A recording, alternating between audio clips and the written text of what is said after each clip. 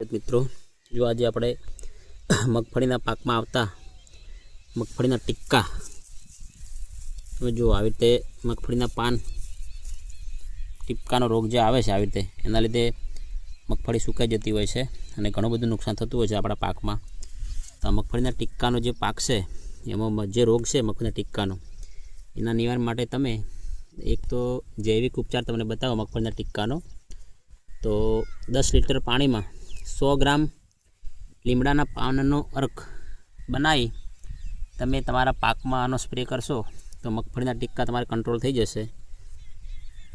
બીજું આમાં તમારે આ તો જૈવિક ઉપાય મેં કીધો, હવે રાસાયણિક ઉપાય આમાં કરવો હોય તો તમારે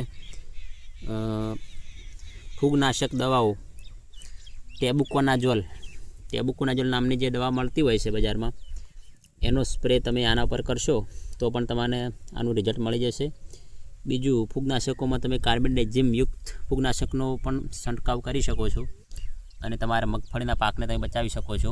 આવા જ ખેતીને લગતા વિડીયો જોવા મારી ચેનલ સબસ્ક્રાઈબ કરો, વિડીયો વધુમાં વધુ શેર કરો, લાઇક કરો। જય હિન્દ, જય ભારત।